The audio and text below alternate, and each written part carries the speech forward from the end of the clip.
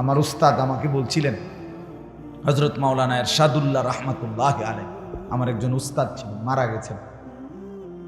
অনেক প্রিয় উস্তাদ ছিলেন। জোহরের নামাজ মসজিদে জামাতে পড়ছে, ওরা মসজিদে বসে বসে তাসবিহ পড়তেছে, এই অবস্থায় ঢুলে পড়ছে, এরপরেই মারা গেছে। তো এই হুজুর বলছিলেন, আনিস, আল্লাহর কথা যখন বলবা মানুষের সামনে মনে মনে ভাববা এগুলা তোমার উম্মত না, তোমার নবীর উম্মত। আর এটা মনে করবা তোমাকে যেন আল্লাহ রসুল বলতেছে, আনিস এগুলো আমার উম্মত, আমার কথাগুলো তুমি একটু এগরে বুঝাইয়া বল। বাস্তবতাই তো এটা না? আপনারা তো রসুলুল্লাহর উম্মত, অতএব আপনাদের দিকে নজর রাখা, শতভাগ আন্তরিকতা নিয়ে বলা, এটা আমাদের দায়িত্ব। এই জন্য দোস্ত, প্রত্যেকেই মনোযোগী। ছেলেরা তোমরা আলাদা আলাদা শোনো, আলাদা শুনলে ভালো। সমবয়সী, আমি প্রত্যেক দিন বলি, সমবয়সী ভালো হতে দেন, এটা গুরুত্বপূর্ণ। কোনো মানুষের জীবনের সবচেয়ে বড় অভিশাপ একটা অসৎ বন্ধু। সমবয়সী যদি খারাপ হয়, এই ছেলে আর জীবনে ভালো হয়ে উঠতে পারে না। এটা বড় সাংঘাতিক। অসংখ্য ছেলের জীবন নষ্ট করে দিছে তার সমবয়সী, চরিত্রহীন বানায় দিছে। সে কোনোদিন মদের আড্ডা চিনত না, কিন্তু ওই বন্ধু নামের জানোয়ার তারে মদের আড্ডা চিনাইছে। সে কোনোদিন জুয়ার আড্ডা চিনত না, জুয়া কেমনে খেলে বুঝতো না, কিন্তু বন্ধু নামের জানোয়ারে তারে জুয়া খেলা শিখেছে। সে কোনোদিন মোবাইলে উলঙ্গ ছবি দেখতো না, কিন্তু বন্ধু নামের শয়তান তারে মোবাইলে ছবি, নাচ, গান দেখা শিখেছে। কোরআনুল কারীমে আছে দোস্ত, সূরা ফুরকানের মধ্যে কিয়ামতের দিন অসংখ্য কাফের, বেঈমান, পাপী, নাফরমান নিজের আঙ্গুল এইভাবে দাঁত দিয়া কামড়াবে এবং কামড়াইয়া ছিঁড়ে ফেলতে চাইবে। ইয়াদ্দু যালিমু আলা ইয়াদাইহি, আর বলবে কেন এরকম করব? এই কামড়াইয়া দাঁত দিয়া আঙ্গুল কামড়াইয়া ছিঁড়তে চাইবে, আফসুসে আফসুসে। কি আফসুস? আফসুস করবে, ইয়া লাইতানি লাম আত্তাখিজ ফুলানান খলিলা, হায় দুনিয়ার তাকে যদি বন্ধু না বানাইতাম। এটা কোরআন শরীফের আয়াত। হায় যদি তাকে বন্ধু না বানাইতাম, যে আমাকে অশ্লীলতা, বেহায়াপনা, নারীর নাচ, জিনা, ব্যভিচার, মদ, জুয়া, এক ওয়াক্ত নামাজের কথা যে মনে করায় নাই, ওই অসত্রে, ওই শয়তানকে যদি বন্ধু না বানাই। বিকাল 3টা বাজে বের হইছে, রাতের 10টায় ঘরে ফিরছে, 7 ঘন্টা বন্ধুদের সাথে ছিল। একটা বন্ধু একবারও বলে নাই যে দোস্ত আসরের নামাজ পড়বা না, মাগরিবের নামাজ পড়বা না, এশার নামাজ পড়বা না। তাহলে এরা কি বন্ধু আসলে? এরা তো শয়তান, এরাই তো ইবলিস। আল্লাহ তো কোরআনে বারবার বলছে শয়তান প্রকাশ্য শত্রু, আদুউম মুবিন, প্রকাশ্য শত্রু। তার মানে শয়তান প্রকাশ্য। তাহলে প্রকাশ্য হইলে কই আমরা দেখি না কেন? এগুলো যে গুনার দিকে ডাকে, গুনার দিকে আমন্ত্রণ করে, গুনার দিকে সহযোগী করে, এই হইল প্রকাশ্য শত্রু। এটাই শয়তান, এটাই। এই জন্য উত্তম সঙ্গী বড় নিয়ামত। আমার গাড়ির ড্রাইভার আজকে 5 বছর আমার গাড়ি চালায়, আমার ড্রাইভার 5 বছরে আল্লাহর কসম চলার পথে, আমার জিন্দিগি গাড়িতে, আমার জীবনের হায়াতের খুব কম সময় ঘরে গাড়িটাই বেশি। তা আমার এই 5 বছরে যতবার আমি নামাজের কথা মনে করাইছি, কসম সে তার চাইতে বেশি আমারে মনে করাইছে। আমার উত্তম সঙ্গী, সেই হিসাব রাখছে, ড্রাইভারই খেয়াল রাখছে। আমি হয়তো গাড়িতে বসে ঘুমাইতেছি, ক্লান্ত, কিন্তু টাইমলি জামাতের আগ টাইমে মসজিদে দাঁড়ানো, উজুর জন্য সুযোগ থাকা টাইম, এটা সে খেয়াল রাখে। এটা উত্তম সঙ্গী কিনা? কত বড় সৌভাগ্য বলে। সেই মনে করায়, সেই উঠায় হুজুর নামাজের টাইম হয়েছে। এই জন্য বাপ, এটা আমি বললাম আপনাদেরকে, ছেলেরা তোমাদেরকেও বললাম ভাই, আলাদা সময় সমবয়সীর ডানে বামে তাকাইয়া আগাইতে পারতাম, সে তোমাকে আগাইতে দিবে না। এক হাসি দিয়া, এক দুষ্ট কথা দিয়া তোমারে পিছাই দিবে, পিছাই দিবে। আমরাও তো ছোট জীবন পার করে আসছি বন্ধু, শহরে বড় হয়েছি, কুমিল্লা শহরের প্রাণ কেন্দ্রে আমি বড় হয়েছি। কাজে আমি তো দেখছি বন্ধুদের আড্ডা, আমরাও দেখছি রকমের কথা, প্রলোভন, সবকিছুই আমরা শুনছি। এমন একটা যৌবন, ছোট্ট কাল, 16 বছর, 18 বছর, 22 বছর, 20 বছর আমরাও পার করে আসছি। আমার মনে আছে সব, আমার প্রাইমারি স্কুলের স্মৃতি আমার পুরো মনে আছে, আমার মাধ্যমিক লেভেলের স্মৃতি আমার মনে আছে, পুরোপুরি খেয়াল আছে। এই জন্য উত্তম সঙ্গী বড় নিয়ামত, যে গুনার দিকে ডাকে, ভালো কাজের কথা মনে করায়। রাসূলুল্লাহ সাল্লাল্লাহু আলাইহি ওয়াসাল্লামকে জিজ্ঞেস করছে সাহাবী, ইয়া রাসূলুল্লাহ, উত্তম সঙ্গী কি? নবীজি বলছে 3টা গুণ আছে জানেন। কয়টা গুণ? মান যাক্কারাকুম বিল্লাহি রুইয়াতু, যাকে দেখলে আল্লাহর কথা মনে হয়, উত্তম সঙ্গী। 2, ওয়া যাদা ফি ইলমিকুম মানতিকুহু, যার কথা শুনলে নিজের জ্ঞান বাড়ে, ইলম বাড়ে।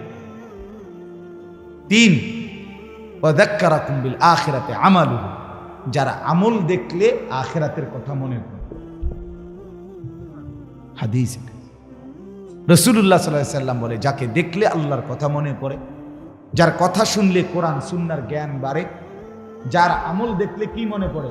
আখিরাত, সে উত্তম সঙ্গী, সে উত্তম সঙ্গী। নবী সাল্লাল্লাহু আলাইহি সাল্লাম বলেন, লা তুসাহিব ইল্লা মুমিনা, মোমেন ছাড়া, ইমানদার ছাড়া, নেককার ছাড়া কাউকে সাথী বানায় না। সাথী এন থেকে কোম্পানিগঞ্জ এ কদ্দুরু সিটারের লগে যাইও না, এই সিটারে এনের ভিতরে তোমার অনেক খারাপ কথা কই। এখান থেকে কোরবানপুর এই অসিব্বর লগে যাইও না, একলা হাঁটো, একলা হাঁটো।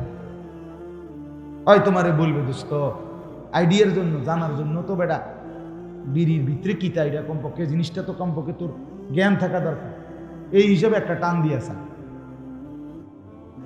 মূলত তারে এটা শয়তানে করাইছে, কথা বোঝেন না? এই তারে ফান্দে ফেলে দিল। আর এই জন্য অনেক বড় বিষয়। আজকে যারা বাবা মা আছেন, আপনারা বুঝতেছেন না, আপনারা মনে করতেছেন কিছু টাকা দিতে পারলে, আর মারা মনে করতেছে কিছু রান্না বান্না করে দিলেই সন্তান মানুষ হবে। না রে বাপ, মাঝপথে অনেক শয়তান তারে নষ্ট করে দেয়, চলার পথে, রাতে, দিনে, বিকালে, সকালে, দুপুর। বাপ চাচা করে যদি আমি সামনাসামনি কই আলগা, আপনাদের ছেলেরা এখন বড় মোবাইল দিয়ে কি করে, আপনারা চিৎকার করে কান্দে, এমনি কম যাইতো না কথা মাইক দিয়ে। জঘন্যতা কোথায় আপনারা জানেন না, নিকৃষ্টতা কোথায় গিয়ে পৌঁছছে আপনারা জানেন না।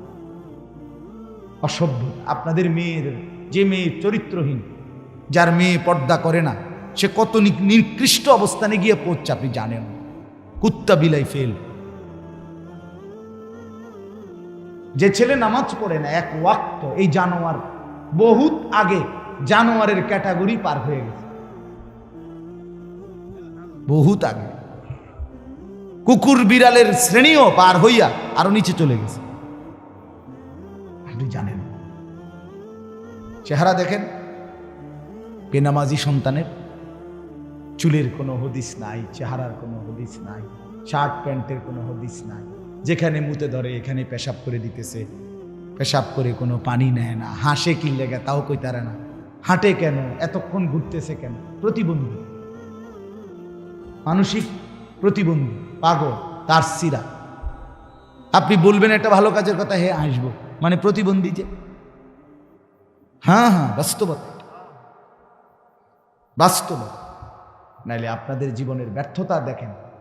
একজন বাবা মুসলমান হওয়ার পরে আপনার ঘরে 16 বছরের ছেলেটা এক ওয়াক্ত নামাজ পড়ে না, এত বড় জানোয়ার মুসলমানের ঘরে কেমনে ঘুমা?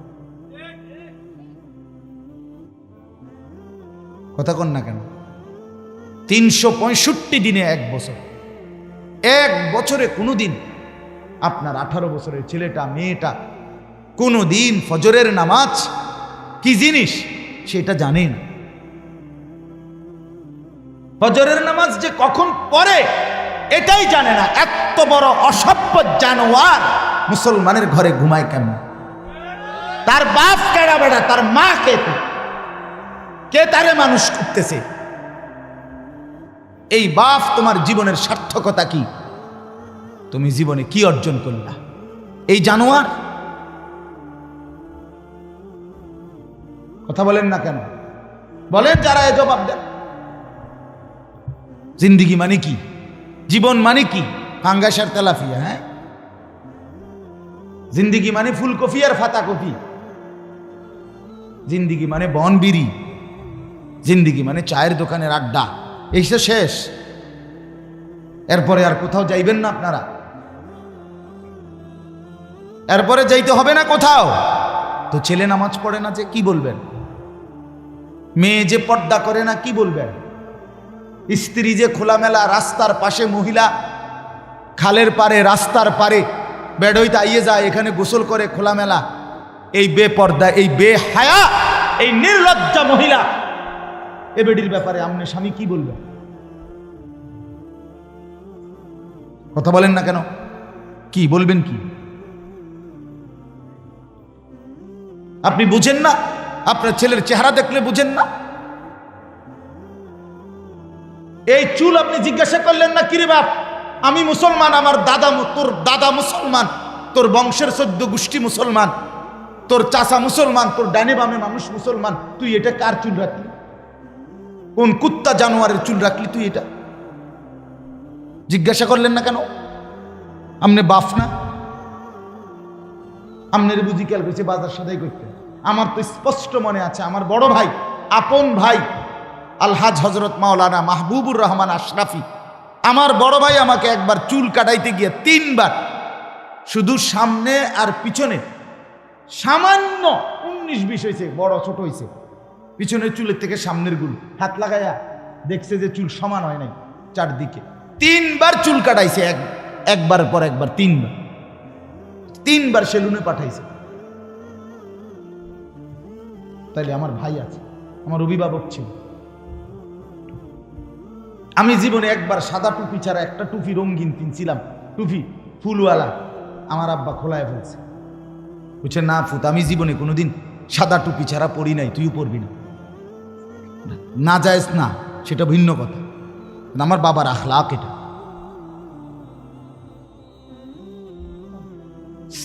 আজকে আপনারা টোটালি 12 বছর 14 বছরের ছেলেগুলো লাওয়ারিস। কোনো মা বাপ থাকলে এরকম হওয়ার কথা না। অভিভাবক যদি নজর রাখতো, মা বাপ পাগল হইয়া কাঁদতো, পাগল হইয়া মাটিতে গইরাইয়া কান্দার কথা, হায় আমার ছেলে 1 ওয়াক্ত নামাজ পড়ে না, আমার জীবনের আছে কি আর? আমার স্ত্রী পর্দা করে না, আমার জীবনের আছে কি আর? আমার আর ইজ্জত রইল কি? আমার মেয়ের পর্দা, আমার মেয়েটা 16 বছরের, আমার মেয়েটা রাস্তায় বাইর হয়, এলাকার সমস্ত লম্পট ছেলে খারাইয়া মুতে, এই অসভ্য জঙ্গলিরা আমার মেয়েটাকে উপভোগ করে, আমার মেয়েটাকে লোভের নজরে তাকায়। এক চাইতে লাঞ্ছনা বেটা, তুই মরে যাস তাকা বেটা, মরে যাও না কেন তুমি? এত বড় বেইজ্জতির পরে আমার মেয়ে কোলে পিঠে করে যাকে আমি মানুষ করলাম, আমার একটা 2 বছরের মেয়ে আছে, কথার কথা, এই মেয়েটা রাতের 2টা 3টা বাজেও যদি আমি ঘরে ফিরি, সব সময় জেগে থাকি। যতক্ষণ আমি গিয়া বাসায় না ঢুকি, আমার মেয়ে এটা ঘুমায় না। রাত 2টা, আমার ড্রাইভার সব সময় দেখে এটা, রাতের 2টা বাজে গিয়া বাচ্চাটাকে জড়াইয়া ধরলে, আদর করলে, আমার পাশে নিয়ে শোয়াইলে তুই ঘুমে। তা আমি এতটা যত্ন করে যে বাচ্চা মানুষ করে, প্রতিটা মা বাপ এভাবে কষ্ট করে নাই? তো বিনিময়ে আমার মাইয়া এখন বাজারে বাজারে ঘুরবো, মানুষের বেড হইতে চাইবো, খোলাই নেই, আমি তাহলে বাচ্চা রইলাম কেন? হ্যাঁ, বলে আমি পারি না। তো না পারলে আপনি ছেড়ে দেন, এই পরিচয় ছেড়ে দেন, স্ত্রীকে বলেন আমি তোমার লোকে পারলাম না, বাকি তোমার উপরে আমি সন্তুষ্ট না, মনে রাখো। রসুল বলে এ বেডিরে কইও জাহান্নামে যাওয়ানোর জন্য যাতে রেডি থাকে। যার স্বামী অসন্তুষ্ট তার ওই মহিলার ঠিকানা কোথায়? হ্যাঁ, তা আপনিটা কোন যে বিবি তুমি পর্দা করো না, তুমি এক ওয়াক্ত নামাজ পড়ো না, তো মনে রাখো আমি তোমার লগে ফাইললাম না, হয়তো কুলাইতাইলাম না, বুঝাইতাইলাম না, তুমি আমার কথা শুনলা না, তবে এটা মনে রাখো আমি তোমার প্রতি অসন্তুষ্ট, আমি তোমার প্রতি আর কোনোদিন খুশি হইতে পারলাম না, এটাও যদি বলেন তো বেডির জাহান্নামে যাইতে আর অসুবিধা হইতো না। আপনার ছেলেকে বলেন, বাপ তুই নামাজ পড়স না, তোর প্রতি বেড়া আমি তোরে পারলাম না, তুই ঘাড় ফাঁক দেস, তুই মাস্তানের মতো চুল রাখছ, তুই তোর বন্ধুরারে পাইয়া এখন আর আমারে পাত্তা দেস না, ঠিক আছে পুত, আমি তোর লগে কুলাইতারলাম না, কিন্তু এটা মনে রাখিস আমি বাপ হিসাবে তোর প্রতি অসন্তুষ্ট, তাহলে ওই সন্তানের জাহান্নাম নিশ্চিত। বলে দেন, বলে দেন। ওরে ভাই সবাই তাকাইলে হইতো না, এনে বসেন, বাহিরে আরো চিল্লাচিল্লি, কোনো অসুবিধা নাই, এগুলো গুছাইতে পারতেন না, সব গুছাইলে রাত শেষ হয়ে যাবে। আমি এগুলো নিয়ে টেনশন করি, আমার শুধু টার্গেট আমার নজরের সামনে যে বইছে সে তারে লই, বাহিরে কে ঠ্যাঙ্গালগি দিছে না মাতালগি দিছে তা আমার দেখা দরকার। কথা বুঝেন না? সব লইয়া কুলান যাইত না, কথা বুঝছেন নি? আমার সব গুছাইয়া ফারন যাইত না। আমি এই জন্য এটা হিসাব বুঝি, আমি 10,000 5,000 বুঝি না, আমি বুঝি আল্লাহর কথা বলতে পারছি, একজন হোক 1000 জন হোক, আল্লাহ আমাদেরকে তৌফিক দান করে। তো এই জন্য বাপ আমার, বন্ধু আমার কথা শক্ত হইলে মাফ করে দিয়েন। আমি আপনাদের কাছে অনুরোধ করলাম, আপনারা ভাবতে শিখেন।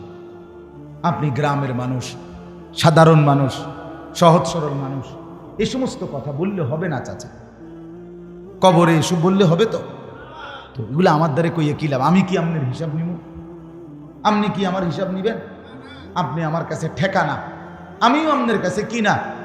বয়ান শেষে আমি আমার ফতে ক্যান্টারম্যান, আমনে আমনের ফতে আমনের ঘরে, যুবক তোমরাও তোমার ঘরে, আমি আমার ঘরে, কোনো অসুবিধা, তোমার কাছে আমি আটকাবো না, আমার কাছেও তুমি আটকাইতা না, কোনো অসুবিধা নাই দোস্ত, সমস্যা নাই। তোমার রাত তোমার, আমার রাত আমার, কিন্তু আখেরাতে আটকাই যাবে, আখেরাতে আটকাই যাবে, কোনো সন্দেহ নেই। মা দেখে না, বাপ দেখে না, রাত 2টায় আল্লাহ বলে বান্দা আমি জেগে আছি। আলাম ইয়ালাম বিআন্নাল্লাহ ইয়ারা, আল্লাহ বলে বান্দা জানো কি তুমি, আমি কিন্তু সারাক্ষণ তোমাকে দেখি। কতক্ষণ বলেন? যুবক বন্ধু বলো, আল্লাহ দেখে কতক্ষণ? রব্বুল আলামিন বলে বান্দা রাত 2টা বাজে, ডানে বামে সব দিকে তাকিয়ে তুমি দেখলা মা ঘুমায় গেছে, বাপ ঘুমায় গেছে, পাড়া পড়শি কেউ জেগে নাই, সব ঘুমিয়েছে মনে করে তুমি ল্যাফ কম্বলের নিচে সারা রাত উলঙ্গ ছবি আর নর্তকীর নাচ মোবাইলে দেখতেছ।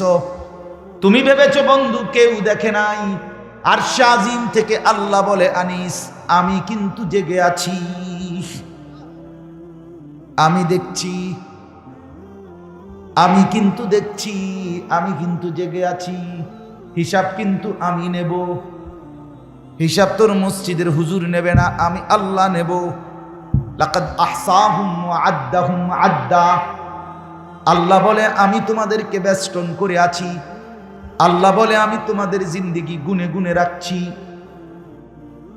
আকুল্লুহুম আতিহি ইয়াউমাল কিয়ামাতি ফারদা, আল্লাহ বলে আমি আল্লাহর সামনে কিয়ামতের ময়দানে তোমাদের প্রত্যেককে একজন একজন করে দাঁড় করাবো।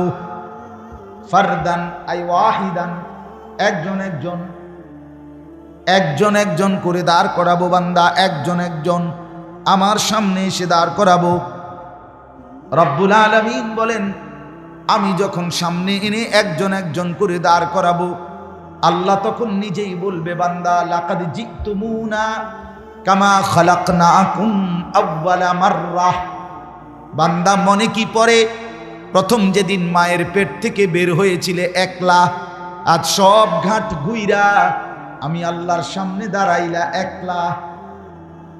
আজ মা কই, বাপ কই, বন্ধুরা কই, স্ত্রী কই, ভাই বোন কই, সন্তানাদি কই? কেউ নাই, কেউ নাই, তুমি আর আমি। জিজ্ঞেস করব আমি, উত্তর দিবা তুমি। আমি আল্লাহ বলবো, তুমি বলবা লিমা ফাআলতা হাদা। আমল নামা দেখিয়ে আল্লাহ বলবেন, বান্দা এটা কেন করলে? লিমা তারাকতা হাদা, এটা কেন ছাড়লে? 6টা মাস কোনদিন ফজরের নামাজ পড়লা না কেন বান্দা? 1 বছর কোনদিন ফজরের নামাজ ভোরবেলা পড়লা না কেন বান্দা? কেন মনে পড়লো না আমি আল্লাহকে? একবারও কেন ভাবলা না আমি আল্লাহকে? ইয়া আইয়ুহাল ইনসানু মা গাররাকা বিরাব্বিকাল কারীম। আল্লাহ বলে, বান্দা, হে মানুষ, আমার মতো দয়ালু মেহেরবান মাওলা থেকে কে তোমাকে ভুলায় দিল? কেমনে রে বান্দা ভুলে গেলা? আমার চাইতে আপনজন কাকে পাইলা? কাকে পেয়ে আমাকে ছেড়ে দিলা? আজকের সারাদিনে যুবক বন্ধু, তোমরা যারা 1 ওয়াক্ত নামাজ পড়ো নাই, তোমাদের যাদের কপালে একটা সেজদা নাই, তুমি মানুষের বাচ্চা হইলা কেমনে? তোমারে যদি মানুষের বাচ্চা বলে তাহলে জানোয়ার বলবে কাকে? কোরআন সুন্নাহর মধ্যে জানোয়ার বলছে, তাইলে কারে? মানুষরূপী জানোয়ার তাইলে কে? বলেন, কেন একটা সেজদা দিলা না? আল্লাহর সাথে কেন নারাজ করলে? নিজের বিবিকে বইলেন যে বিবি নামাজ পড়ে না, নিজের মেয়েকে গিয়ে বইলেন যেই মেয়েটা পর্দা করে না, নামাজ পড়ে না। কেন আল্লাহর সাথে রাগ করলা? মা গাররাক, মা গাররাক। আল্লাহ বলে, কি হলো বান্দা? কেন আমাকে ছেড়ে দিলা? আমার মতো দয়ালু মুনিব আর কাকে পাইলা? কেন ছেড়ে দিলা? এই জন্য দোস্ত আমার, বন্ধু আমার, বাপ আমার, রাত অনেক গভীর। আমি আপনাদের কাছে অনুরোধ করছি, ভাবতে শিখে, ভাবতে শিখে। গ্রামের বলে, সাধারণ বলে নিজের খামখেয়ালি করেন। আপনি মূর্খ না, পড়ালেখা করেন না, এটি কোনো কথা? আপনি সরু সরে আনা পড়েন না, আপনি আল্লাহ বোঝেন না? কথা বলেন না কেন? আপনি কলমে না লিখতে পারেন না, আপনি এডি নিয়ে আপনাদের কইছি, আপনাদেরকে আমি সরু সরে আনি শিখাইতে আছি। আপনাকে তো আখেরাত বুঝাইতেছে। আখেরাত বুঝবেন না কেন? পরকাল বুঝবেন না কেন? এই জন্য আমরা প্রত্যেকেই গুনাহ ছেড়ে দেই, আল্লাহর ইবাদতে অভ্যস্ত হই। ছেলেকে বলেন, মেয়েকে বলেন, স্ত্রীকে বলেন, নিজেকে বলেন, খামখেয়ালি করেন।